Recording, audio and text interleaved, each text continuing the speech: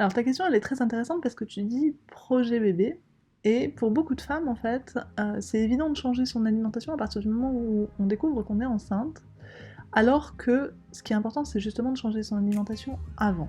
Bonjour à toutes et bienvenue dans À l'écoute de votre fertilité saison 2, dédiée à vous, future maman, qui vous accompagne dans votre projet de grossesse. Tout au long de cette saison 2, nous vous partagerons des témoignages et histoires inspirantes de femmes qui sont devenues mamans grâce au programme BIMAM. On se retrouve aujourd'hui sur ce nouvel épisode du podcast BIMAM pour parler de l'importance d'adopter le régime pro-fertilité dans le cadre d'un projet bébé. Et j'ai le plaisir aujourd'hui de recevoir Gladys, qui est l'une de nos diététiciennes nutritionnistes et qui accompagne nos patientes dans leur coaching. Bonjour Gladys. Bonjour Alexandra. Alors aujourd'hui déjà, est-ce que tu peux démarrer par nous expliquer ce qu'est une alimentation équilibrée ?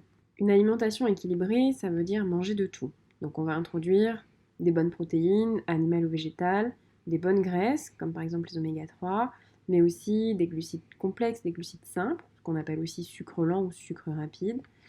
Également des fibres qu'on retrouve dans les légumes, les fruits, et des vitamines et minéraux qui là aussi sont présents dans les légumes et fruits. Ok, super. Donc ça veut dire, alors il y a deux choses qui m'ont interpellée dans ce que tu dis, qui peuvent peut-être intéresser nos patientes, c'est que tu as dit protéines animales ou végétales, donc on peut manger végétarien bien équilibré. Absolument. Le végétarisme, c'est pas exclu, c'est même parfois recommandé d'alterner protéines animales et végétales. Alors, comment bien manger végétarien? Il faut toujours associer un légume sec, qu'on peut aussi appeler légumineuse, comme la lentille par exemple, à une céréale, qui peut être par exemple le quinoa ou le boulgour. Avec ça, on a donc l'ensemble des bonnes protéines, comme si on mangeait un morceau de viande. Ok, super. Et tu as parlé aussi de sucre rapide, donc ça veut dire que des sucres rapides peuvent avoir leur place dans une alimentation équilibrée. Bien sûr, mais à petite dose, et surtout avec un choix de bons sucres. Par exemple, un sucre blanc issu de la betterave va être moins intéressant qu'un sirop d'érable, par exemple, qui va avoir un index glycémique plus bas et donc une variation de glycémie moins importante. Ok. L'index glycémique, c'est un paramètre qui est assez important dans le régime pro-fertilité, on va le voir tout à l'heure. Mais déjà, repartons sur l'alimentation équilibrée. Est-ce que tu peux nous dire comment appliquer l'alimentation équilibrée au quotidien ? Alors au quotidien, il faut se dire que pour que ce soit équilibré, il faut de tout. Donc dans mon assiette, je dois toujours retrouver une portion de légumes, une portion de protéines, toujours pareil, animal ou végétal, et une portion de féculents, auxquels j'associe un fruit frais par exemple, et un laitage bien sûr pour l'apport en calcium, et ce à chaque repas. Ok. Et alors au niveau de la répartition des repas, du nombre de repas par jour, qu'est-ce qu'il faut mettre en place? Parce qu'on entend un peu tout, on entend parler du jeûne intermittent, on entend parler de faire des collations, qu'est-ce qui est le mieux? À mon sens, en tout cas à mon avis personnel, ce qui serait très intéressant c'est d'avoir 3 à 4 repas par jour, c'est-à-dire 3 repas principaux, matin, midi, soir, et une collation. Alors attention, pour ceux qui ne souhaitent pas manger le matin au réveil, c'est possible, on peut avoir ce refus le matin, laisser venir la faim, et consommer lorsque la faim est arrivée. Et ensuite, la collation, elle est intéressante quand il y a un grand espacement entre deux repas, avec quelque chose de plutôt nourrissant à ce moment-là. Par exemple, ça pourrait être quoi comme collation? Ça peut être un fruit frais, par exemple, associé à un laitage et quelques graines, comme les noix, par exemple. Là, on va apporter des sucres rapides, des fibres, mais aussi des protéines et des bonnes graisses avec les noix.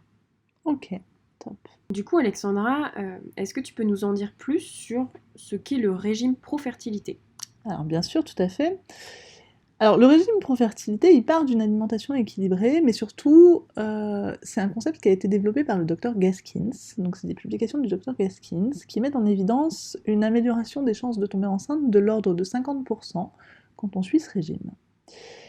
C'est basé sur un apport en vitamine B9 plus important, donc en acide folique qui vient de l'alimentation plus important et qui vient également de la supplémentation, donc des compléments alimentaires, mais aussi de l'alimentation.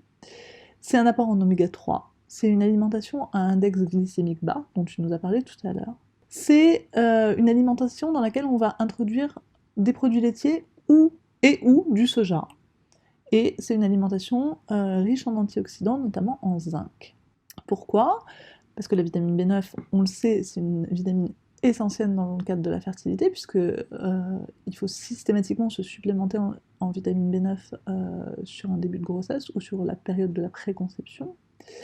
Les oméga 3, ils vont rentrer dans la composition des membranes de toutes nos cellules, y compris de nos ovocytes, et donc c'est des bonnes graisses qui sont très importantes dans le cadre de la fertilité, qui sont également très importantes pour le développement du fœtus. L'index glycémique bas pour limiter au maximum l'inflammation et les variations de la glycémie, et c'est notamment très intéressant de faire attention à l'index glycémique de son alimentation dans le cadre d'un SOPK ou d'une endométriose, et des antioxydants pour limiter ou contrebalancer l'effet du stress oxydatif sur la qualité de nos cellules, et le zinc qui a démontré son efficacité dans le cadre de la fertilité.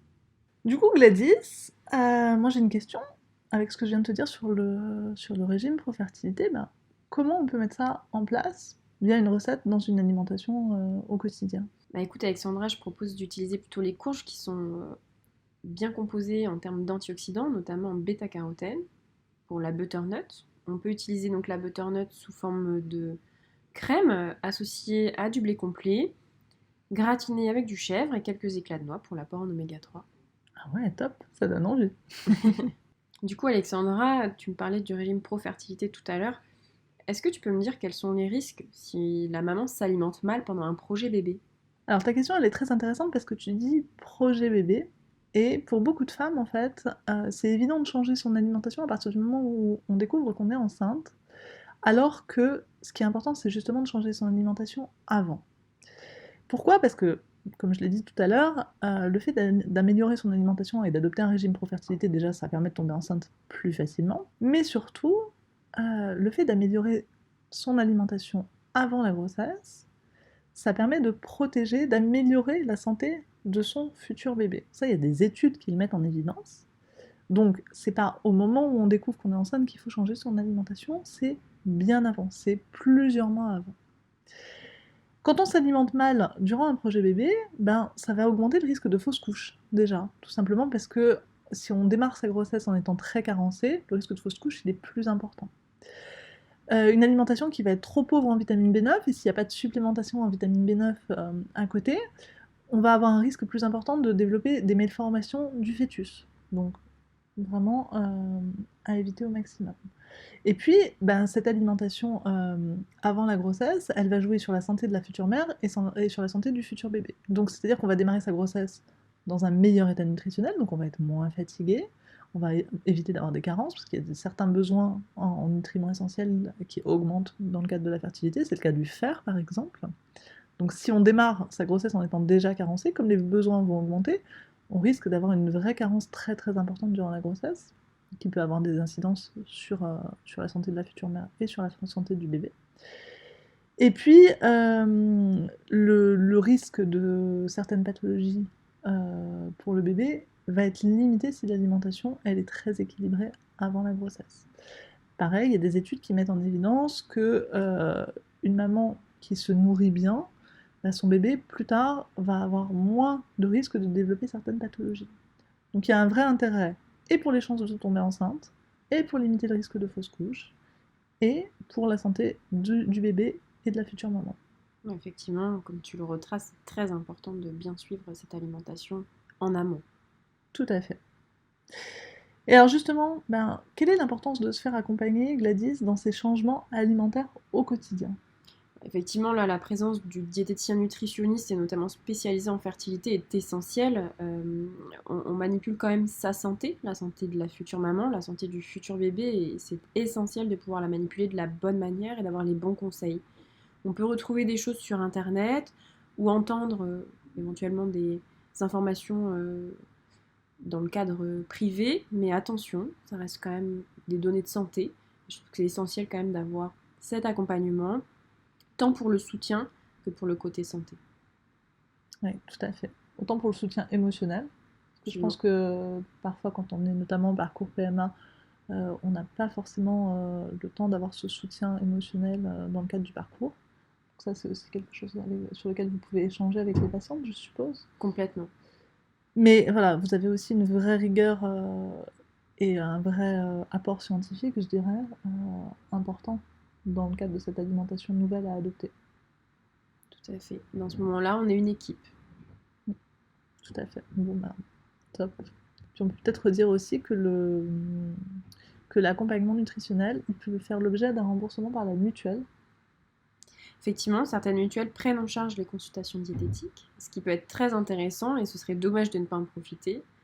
Pour chaque maman qui souhaite mener à bien son projet bébé, la consultation diététique peut être remboursée par la mutuelle sur demande de vie ou de facture, en tout cas c'est possible. Ok, bon, bah, top. Très bien. Est-ce que tu as des choses à ajouter? Bah, écoute Alexandra, je pense qu'on a déjà dit pas mal de choses. Tout à fait.